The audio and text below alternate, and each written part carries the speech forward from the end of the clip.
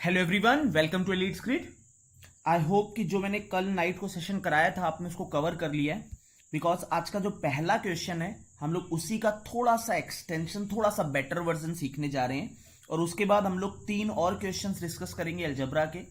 आई hope कि आपने last का सेशन कवर कर लिया है, तभी ये क्वेश्चन आपके लिए यूजफुल होगा। स्टार्ट करते हैं आज का अपना सेशन और आई होप आप कुछ ना कुछ सीख के जाओ। स्टार्ट करते हैं। So first question is how many numbers less than this particular value have the sum of digit equal to this। जैसे कल हम लोगों ने एक और क्वेश्चन किया था कि कितने नंबर्स हैं, कितने नंबर्स मतलब 4 डिजिट नंबर बताओ जिनका सम 4 के इक्वल है ना। उसी तरह अब यहां पे कह रहा है लेस देन 6 डिजिट, ये एक 6 डिजिट नंबर से कम। That means they are talking about 5 digit number, 4 digit, 3 digit, 2 digit and 1 digit. इन डिजिट नंबर की बात कर रहा है। Have the sum of digit equal to 10। तो हम लोगों ने पहला क्या है कि हम लोगों का ये 5 डिजिट एक नंबर है। अगर यहां पे a की वैल्यू 0 के इक्वल नहीं है तो ये एक 5 डिजिट नंबर हो जाएगा। अगर a की वैल्यू 0 के इक्वल हो गई तो ये एक 4 डिजिट नंबर बन जाएगा। अगर a 0 और b 0 हो गया तो ये 3 डिजिट नंबर बन जाएगा। अगर a 0, b 0 एंड c 0 हो गए है ना तो 2 डिजिट नंबर बन जाएगा। अगर a b c d simultaneously 0 हो गए तो 1 डिजिट नंबर बन जाएगा।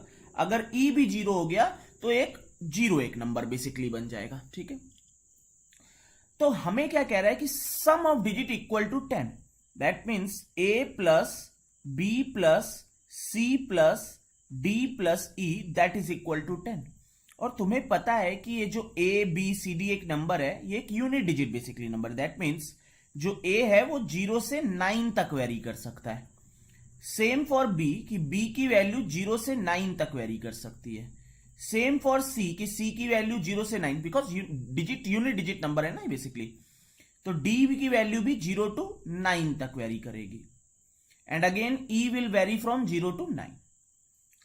अब तुम्हें पता है कि जब तुमने ये 0 से 9 तक वेरी करेंगे तुमने यहां पर होल नंबर ऑफ सॉल्यूशंस का फॉर्मूला लगाया। बेसिकली मिनिमम वैल्यू 0 है, तुमने होल नंबर ऑफ सॉल्यूशन का फॉर्मूला लगाया। होल नंबर ऑफ सॉल्यूशन का फॉर्मूला क्या होता है? n plus r minus 1 C r minus 1। कल की क्लास में एक्सप्लेन किया था मैंने। तो that will be 10 plus 5 minus 1 C 5 minus 1। So that will be 14c4 है ना। 14c4 14c4 की जो वैल्यू होती है that is 14 into 13 into 12 into 11 divided by 4 into 3 into 2 into 1 basically. Perfect. तो ये cancel out and this will be 7।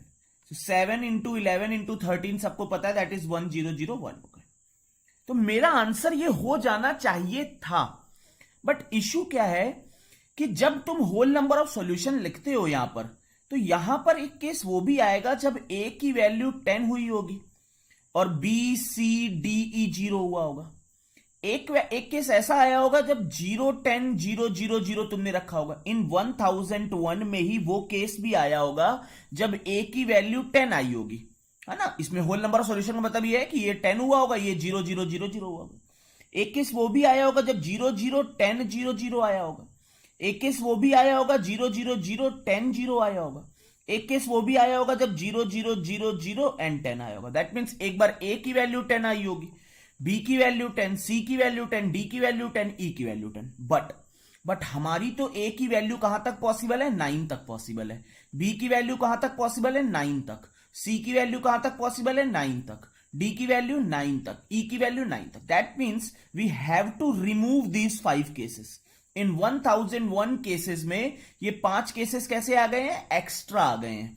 तो इनको हमें रिमूव करना होगा। तो 1001 minus 5 that is equal to 996 and that should be our answer. I hope कि ये कॉन्सेप्ट तुम्हें समझ आया है कि कल के क्वेश्चन और आज के क्वेश्चन में सडन डिफरेंस है। डिफरेंस क्या है कि यहां पर यूनिट डिजिट 0 से 9 तक वेरी कर रही है। अगर यहां पे सम लेट करो, मुझसे कहता कि सम लेट करो 9 के इक्वल है तो बेसिकली तुम directly 9 plus 5 minus 1 C 5 minus 1 apply कर देते, परफेक्ट हो जाता आंसर।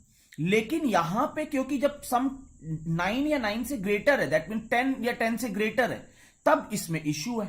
कि अगर 10 है तो that means A B C D E की वैल्यू 10 नहीं हो सकती है, तो जब 10 नहीं हो सकती तो we have to remove those cases, तो answer will be 996। I hope कि ये क्वेश्चन भी तुम्हें क्लियर हो गया होगा और कहां पे मिस्टेक कर सकते थे वो पॉइंट तुमने समझ लिया होगा। कल की क्लास और आज की क्लास का ये पॉइंट अपना प्रैक्टिस कर लो, इस पर क्वेश्चंस का फॉर्मेशन आपके कैट में और जेड सेक्शन में हो सकता है। नेक्स्ट क्वेश्चन टाइप पे मूव करते हैं। एलजेब्रा का एक और वैरायटी, जैसे मैंने 3 वैरायटी उस समय कवर करी थी, अगर आपको याद हो एलजेब्रा के सेशन में, आज 4th वैरायटी उसी फॉर्म की कवर करने जा रहे हैं। तो this is 4th variety. 4th variety क्या होती है? That will be a to the power b is equal to 1, इस फॉर्म के बेसिकली नंबर, ठीक है। This is your form 4। मैं एक 3 फॉर्म आपको रिवाइज करा दूं कि एक फॉर्म थी आपकी, अगर x plus 1 by x is equal to 1 होता है तो एक्स क्यूब की value -1 and x to the power 6 की वैल्यू 1 होती है। सेकंड, अगर x plus 1 by x is equal to -1 होता है तो एक्स क्यूब की value 1 and x to the power 6 की वैल्यू 1 होती है। थर्ड फॉर्म जो थी मेरी, that was x plus 1 by x is equal to, अगर √3 होता है तो x to the power 6 is equal to -1। तो ये 3 दैट इज इक्वल टू -1, ये 3 फॉर्म मैंने हम लोगों ने उसमें डिस्कस करी थी। Now this is your 4th form. अगर फॉर्म 4 की बात करें, that form is a to the power b is equal to 1। अब a to the power b is equal to 1 कब होता है? Now understand that part. Case 1, अगर a की वैल्यू 1 है तो 1 टू दी पावर b तो ऑलवेज ही 1 होगा, ये तो हमेशा ट्रू होगा कि अगर 1 टू दी पावर ऊपर कुछ भी होता रहे, 0 1 2 3 4 5 कोई भी नंबर होता रहे, दैट विल रिमेन एज 1। तो 1 टू दी पावर b मतलब अगर a की वैल्यू 1 है, दैट मीन्स अगर बेस, दैट मीन्स केस 1 को अगर मैं डिवाइड करूं कि अगर बेस की वैल्यू 1 के इक्वल है, बेस की वैल्यू, तो ये 100% इक्वल टू 1 आएगा। केस 2 की बात करते हैं। केस 2, अगर ध्यान दो कि अगर b की वैल्यू 0 है, अगर b की वैल्यू 0 है, कोई भी नंबर हो, जैसे 5 है, a बेस कुछ भी हो, 5 टू दी पावर 0 कितना आएगा? 1 आएगा। 6 टू दी पावर 0 कितना आएगा? 1 आएगा। बट यहां पे एक इश्यू होता है। केस 2 क्या है कि जब एक्सपोनेंट की वैल्यू, अगर एक्सपोनेंट की वैल्यू 0 है, परफेक्ट है, तो हर केस में 1 आएगा, बट एक केस में नहीं आएगा, अगर बेस भी 0 हो गया, क्योंकि 0 टू दी पावर 0 जो होता है that is undefined, that is undefined.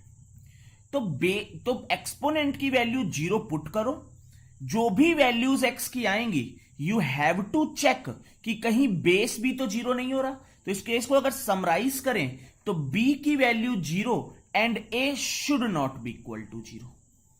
जो एक्सपोनेंट है that should be equal to 0 and base should not be equal to 0। ये केस 2 तुम्हारा बनता है। अगर मैं केस 3 की बात करूं तो अगर बेस की वैल्यू -1 आई, तो तुम्हें पता है कि -1 टू दी पावर अगर मैं इवन करूंगा तो मुझे 1 मिलेगा, अगर मैं -1 की पावर ऑड करूंगा तो आई विल गेट -1, लेकिन मुझे तो 1 चाहिए। दैट मीन्स अगर बेस की वैल्यू -1 है तो एक्सपोनेंट कैसा होना चाहिए? It should be even. तो इन तीन केसेस में ये पर्टिकुलर टाइप वेरी करता है, तो बहुत ही इंपॉर्टेंट टाइप ऑफ क्वेश्चन है। इन 3 केसेस में ये पर्टिकुलर टाइप वेरी करता है। पहला केस क्या है कि जब बेस 1 हो, सेकेंड केस क्या है जब एक्सपोनेंट 0 हो, base should not be equal to 0, third case क्या है जब बेस -1 हो और एक्सपोनेंट इवन हो। अब इस क्वेश्चन को हम लोग सॉल्व करते हैं, देखते हैं कि किस तरह से सॉल्व करेंगे। तो पहले हम लोगों ने केस 1 बनाया, a to the power b is equal to 1 में a should be equal to 1। अगर a की वैल्यू 1 आई, a की value 1, that means x square -5x plus 5 is equal to 1। That means x square -5x plus 4 is equal to 0। That means x -1 and x -4 is equal to 0। That means x is equal to 1 and 4। ये 2 values यहां पे मिल गई। Case 2 बनाते हैं। Case 2, a की power b is equal to 1 में अगर b is equal to 0 and a should not be equal to 0। b that means x square -9x plus 20 exponent that should be equal to 0। अगर ध्यान दो इसके factor करोगे तो you will get x is equal to 4 and 5। अब कई student 4 और 5 पे लीव कर देते हैं, हो सकता है कि 4 और 5 दोनों सेटिस्फाई करें, बट अभी हमें एक और चीज भी चेक करनी है कि base should not be equal to 0। That means x square minus 5x plus 5 it should not be equal to 0। जब x इज इक्वल टू 4 रखें तो क्या ये 0 हो रहा है? 16 minus 20 plus 5, no it is not equal to 0, that means 4 is satisfying. 5 रखें, 25 minus 25 plus 5, it is not equal to 0, that means 4 and 5 both values should satisfy the equation, दोनों satisfy करेंगे।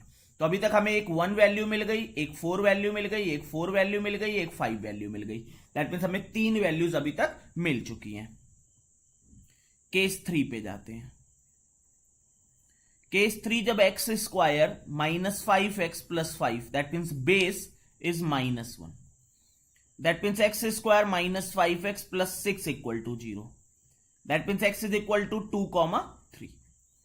अब x इज इक्वल टू 2,3 है तो जो exponent आएगा वो कैसा होना चाहिए? It should be even, exponent should be even. तो चेक करेंगे कि x square minus 9x plus 20 at x is equal to 2, तो 4 minus 18 plus 20 that is an even value, perfect है, सेटिस्फाई कर रहा है। At x is equal to 3, 9 minus 27 plus 20 that is again an even value, तो दोनों satisfy कर रही हैं। ये भी सेटिस्फाई कर गई, यहां पे भी सेटिस्फाई, यहां पे भी सेटिस्फाई।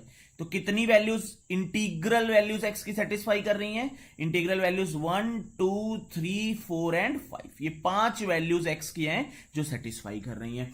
मोटो मेन क्वेश्चन का क्या है कि कोई केस मिस ना हो, वो तब नहीं मिस होगा जब तुम्हें एकदम क्लियरिटी है कि केस 1 क्या है, केस 2 क्या है एंड केस 3 क्या है। आई होप कि ये तुम्हें पूरी तरह से क्लियर है और इस टाइप के क्वेश्चंस को तुम सही से अप्रोच कर पाओगे। ठीक है, चलो अब नेक्स्ट सेशन में 2 और, आज मैंने सोचा था 3 से 4 क्वेश्चन डिस्कस करूंगा, बट 2 क्वेश्चन इनफ है, आपके में क्लियरिटी आनी चाहिए, you can revise in a better way.